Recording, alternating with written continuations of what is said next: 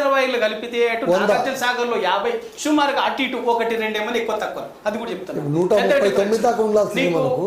అక్కడేమో 50 టీఎంసీలు ఉన్నాయి, అక్కడ 50 ఇక్కడేమో 100 కాకపోతే ఇంకో 5-6 అంటే తెలంగాణకు రావాల్సిందే 130 అయ్యి ఉంటే ఇప్పటికి వాడుకున్నది అధికారిక లెక్కల ప్రకారంగానే రావాల్సి ఉంటే ఇప్పటికి ఇంకా ఉన్నది 100 అంటే అప్పటికి ఆల్రెడీ 25-30 టీఎంసీలు అయితే తెలంగాణ నష్టపోయినట్టే కదా, లేవు కదా. ఇక వాటర్ వచ్చే అవకాశం కూడా లేదు కదా.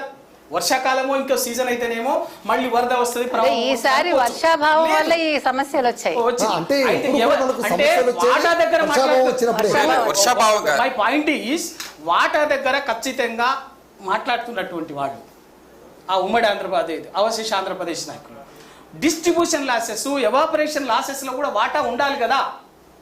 ఇవాళ 30 ఎందుకు తగ్గింది అంటే తెలంగాణ వాటా అటువంటిప్పుడు తెలంగాణ వాటా 30 తగ్గుతుంది. ఇప్పుడు ఉన్నట్టు తీసుకున్నాం. అప్పటికి 30 టీఎంసీలు తెలంగాణ నష్టపోయినట్టు. ఆంధ్ర కనీసం ఒక 4-5 టీఎంసీలు కూడా నష్టపోకపోతే ఎట్లా, తగ్గించుకోకపోతే ఎట్లా, అదొకటి. అంతకంటే కూడా ఇవాళ ప్రవాహము ఇవాళ అక్కడి నుంచి రోజు ఒక టీఎంసీ చొప్పున శ్రీ నాగార్జున సాగర్ ఎడమగట్టు కాలువ నుంచి తమ కుడిగట్టు ఎడమగట్టు తెలంగాణ కుడిగట్టు కాలువ నుంచి కుడి కాలువ నుంచి రోజుకు ఒక టీఎంసీ చొప్పున పోతూనే ఉన్నది. అటు ముచ్చుమర్రి అటు పోతిరెడ్డిపాటి నుంచి పోతూనే ఉన్నది. దాదాపు ఇవాళ జరగాల్సినటువంటి సమావేశం మేమేం ఆశపడ్డామంటే ఇవాళ సమావేశం జరిగి ఉంటే కొంత ఒత్తిడి రాజకీయంగా వాతావరణం వచ్చింది కాబట్టి కేఆర్ఎంబి జోక్యం చేసుకొని సీరియస్ ఆపేదేమో అనుకున్నాం. కానీ ఏం జరిగింది, చంద్రబాబు నాయుడు గారు మా అక్క దుర్గా గారు ఏమో మాకేమి పాపం అని అంటుంది. అక్కడికి పోయి ఢిల్లీలో నిన్న జలవనరుల శాఖ మంత్రిని కలిసిండు.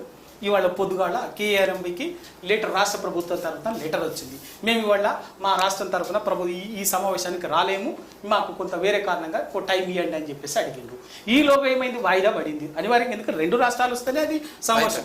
తెలంగాణకు సమావేశం వాయిదా వేయమని అడిగే హక్కు ఉంది దాన్ని. అయితే ఇవాళ ఏమైంది జరిగింది, ఇవాళ ఈ శుక్రవారము శనివారము ఆదివారము సోమవారం మళ్ళీ ఒక 4 రోజులు జరుగుతుంది. ఈ వరద ప్రవాహం అవుతుంది. ఈలోగా ఇప్పుడు వాళ్ళు చెప్తున్నటువంటి 9 టీఎంసీలు బరాబర్గా 9కి ఇంకా అవసరమైతే ఇంకో 2 ఎక్కువనే పోతాయి తప్పదు. ఇంకా ఈలోగా మా ఆవేదనకు అర్థం ఏముంది, ఈలోగా ఇక్కడ ఏమవుతుందంటే అటు గద్వాల నుంచి మహబూబ్ నగర్ ఇక్కడ నల్గొండ వరకు ఖమ్మం జిల్లాలో టేలెండ్ ప్రాంతం. ఇప్పుడు మన ప్రకాష్ గారు చెప్పారు కదా, ఎడమ కాలువ కింద ఉన్నట్టు టేలెండ్ కల్లూరు ప్రాంతం దాదాపు ఆంధ్ర బార్డర్ అక్కడి వరకు పోవాల్సినటువంటి అక్కడ ప్రాంతాల్లో ఇవాళ నీటి సమస్య వస్తుంది. పొలాలు ఎండిపోయే పరిస్థితి వచ్చింది. ఇప్పటికి అట్లీస్ట్ కనీసం 5-6 తడులకు ఉంటాం కదా, తడి అంటాం కదా, నీళ్ళు 5-6 సార్లు ఒక్కొక్కసారికి 4-5 మినిమం ఒక 5-6 ఇస్తే ఫుల్ సఫిషియంట్ ఉంటాయి. అట్లీస్ట్ 4-5 కూడా ఇవ్వాల్సినటువంటి పరిస్థితి ఉంది. అసలే నువ్వు 30 టీఎంసీలు తగ్గిపోయినాయి. మళ్ళీ 30లో ఉన్న 100 కూడా తెలంగాణకి ఇస్తే ఎంతో కొంత ప్రొటెక్ట్ చేసుకునే అవకాశం ఉంది. అది కూడా లేదన్నదే మా బాధ. అందుకోసమే ఇవాళ చోద్యం చూడకుండా ప్రభుత్వం కూడా రాష్ట్ర ప్రభుత్వం కూడా మేమేం వ్యతిరేకంగానో ఇంకేదో ఇంకా రాజకీయాలు కాదు ఇది. ఎందుకంటే రైతాంగం ప్రయోజనాలు ఇవి తాత్కాలికమే. అలా కాదు రవి గారు, ఇప్పుడు మీరు అన్నమాట చాలా ఆనందంగా ఉంది, మేమేం ఫోర్స్ చేయట్లేదు ఉన్న కానీ హరీష్ రావు గారు మాట్లాడిన మాటలు అంత హార్ష్గా ఉన్నాయి. అదే చెప్తున్నా, పోతుంది చోద్యం చూస్తుంది, మీరు వెంటనే సీరియస్ అదే కదా చెప్పేది. హరీష్ రావు గారు కూడా చెప్పిండు, చలో రేపంటే రేపే ఎక్కడికో మీరు జలశక్తి మంత్రి దగ్గరికి పోదామా, మీరు పోతారా, మమ్మల్ని రాజకీయంగా మాట్లాడతారండి. ఎందుకు అంటే పోతుంటే కూడా ఏం చేయలేకపోయినప్పుడు రాజకీయంగా వస్తుంది, విమర్శ ఖచ్చితంగా వస్తుంది. ఎందుకు అంటే ఇవాళ 100 టీఎంసీలు ఇప్పటికీ ఎప్పుడు కట్టడి చేయాల్సింది. 30 టీఎంసీలు అయితే నష్టపోయింది కదా. ఉన్న అవైలబిలిటీ ఇవాళ ఈ సంవత్సరానికి ఉన్న పంటలో 30 ఉన్న 100లో కూడా తగ్గుతుందనే ఆవేదన ఒకవైపున. రెండో వైపు శాశ్వత ప్రయోజనాల కోసమే 67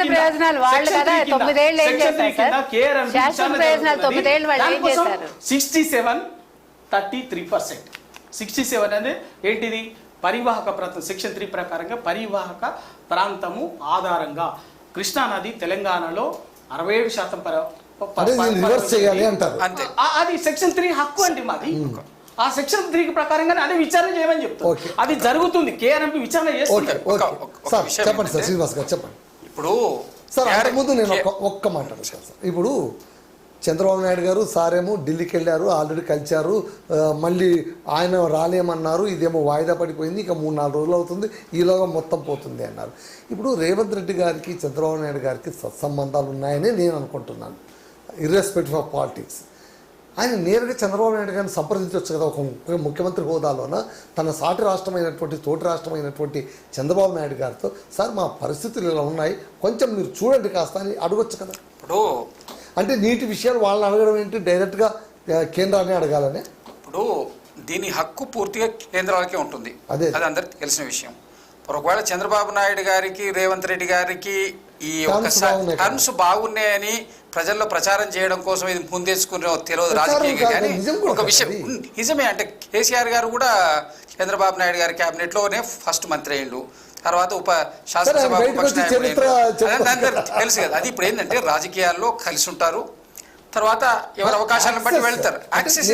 యాక్సెస్ ఉంది కదా ఉన్నది. ఇప్పుడు ఒకటి ఏంటంటే జగన్మోహన్ రెడ్డి తోటి కేసీఆర్ గారికి సత్సంబంధాలు లేకుండానా మరి వారెందుకు చేయలేకపోయినారు? ఎవరి రాష్ట్రాల హక్కులు వచ్చినప్పుడు వాళ్ళ ప్రజలకు న్యాయం చేయడానికి ఒక కుటుంబ పెద్దగా ఏ కుటుంబానికి వాళ్ళు న్యాయం చేయడానికి ప్రయత్నం ఎట్లా చేస్తారో అట్లా ఏ రాష్ట్ర ముఖ్యమంత్రులైనా ఫస్ట్ వాళ్ళ రాష్ట్రం యొక్క ప్రయోజనాలకు ప్రయారిటీ ఇస్తారు, ఇవ్వాలి. It's duty of the chief minister. అయితే ఇప్పుడు అదే విధంగా వాళ్ళు ఉండొచ్చు, అంత వ్యక్తిగత సంబంధాలు ఉన్నాయని చెప్పి ఎవరు ఇవ్వరు. వారు ఆయన రాష్ట్రానికి నష్టపోవడానికి ఆయన ఒప్పుకోడు, మన రాష్ట్రానికి నష్టపోవడానికి ఈయన ఒప్పుకోడు. ఎవరు ముఖ్యమంత్రి ఉన్నా అంతే ఉంటుంది, ఎవరి రాష్ట్ర ప్రయోజనాల కోసం వాళ్ళు పోరాడతారు. అయితే విషయం ఏంటంటే లీగల్గా కూడా ఇప్పుడు ప్రకాష్ గారు క్లియర్గా చెప్పింది కదా, మీకు 56 యాక్ట్ ప్రకారం సెక్షన్ 3 కింద ఏదైతే మనకు న్యాయంగా జరగాల్సినటువంటి అది తీర్పు రావడమే శాశ్వతమైనటువంటి పరిష్కారం. దానికి త్వరితగతిగా ప్రభుత్వం ఏం చేయాలనో అన్ని లీగల్గా చేస్తుంది. కేఆర్ఎంబీ దగ్గర కూడా సమావేశాన్ని మన ప్రెషర్ తోటే కదా వాళ్ళు ఏర్పాటు చేసింది. నీళ్ళు ఎక్సెస్ పోతుందనే కదా, మీరు పడుకున్నారు, నిద్రపోయినరు, దద్దమ్మ ఇవన్నీ చెప్పాడు. కేఆర్ఎంబీకి ఇప్పుడు మనం మన అప్పీల్ గాంధీ ఉట్టినే వాళ్ళు పిలిచిన కాల్ఫర్ చేసిండ్రా? గవర్నమెంట్ అప్పీర్ అయింది కదా, మాకు కావాలని అడిగితేనే కదా వాళ్ళు మనకు కాల్ఫర్ చేసిండ్రు. వాళ్ళు రామని టైం తీసుకున్నారు. ఇప్పుడు తెలిసినటువంటి లేటెస్ట్ పొజిషన్ 4 రోజులు. ఇది ఏంటంటే వాళ్ళు టెక్నికల్గా ఇట్లా 4-5 రోజులు డిలే చేసి వాటర్ తీసుకుపోయే ప్రయత్నం చేస్తున్నారు. రవి గారు అనే దాన్ని నేనేం కాదంటలేదు. అంటే వాళ్ళు కాలయాపన చేసుకుంటూ నీరు తీసుకుపోయే ప్రయత్నం చేస్తున్నారు. దీన్ని ఆపడానికి ఏం ప్రయత్నం చేయాలో ఇవాళనే కదా వాయిదా పడ్డది. దీనికి మనం ఢిల్లీ మీద ప్రెషర్ పెట్టాలా, ఢిల్లీ మీద పెట్టాలా ప్రెషరు, ఇమీడియట్గా పెడతారు కదా అవసరమైతే. మన నీళ్లు ప్రొటెక్ట్ చేసుకోవడానికి మనం పెట్టుకుంటాం కదా. ఏపీ వాళ్ళు జగన్మోహన్ రెడ్డి గారు పోలీస్ పహారా పెట్టించారు, 13 గేట్ల వరకు ఆకుపై చేయించారు. అప్పట్లో మీ వెంకటరెడ్డి గారు అన్నారు ఇది ఇంత రాజకీయ డ్రామా, అది పోని ఇప్పుడు ఏ ఎన్నికలు లేవు, ఉండేది తెలంగాణ సంస్థాగత ఎన్నికలు, అది పెద్ద విషయం కాదు. ఇప్పుడు మీరు ఈ సందర్భంలోన మీరు రాజకీయంగా మీ ఫోర్స్ ఉపయోగించి అక్కడ ప్రొటెక్షన్ ఫోర్స్ ఏమైనా ఏర్పాటు చేస్తారు? ఇప్పుడు నీళ్లను పరిరక్షించుకోవడానికి సాయశక్తుల ఏం చేస్తారు అనేది ప్రభుత్వం ప్రకటిస్తుంది. ఎందుకంటే ఇవాళనే వాయిదా పడ్డది.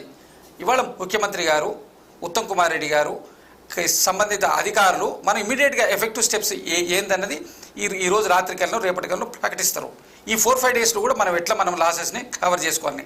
వీరన్న దాంట్లో ఒక పాయింట్ మాత్రం ఇప్పుడు ఏదైతే లాసెస్ ఉన్నాయో మన ఎవాపరేటువంటి లాసెస్ కానీ ఎవాపరేషన్ లాసెస్, డిస్ట్రిబ్యూషన్ లాసెస్లో వాళ్ళు భాగాన్ని వాళ్ళు కూడా స్వీకరించి వాళ్ళు ఆగడం అనేది మనకు సోదర ధర్మం.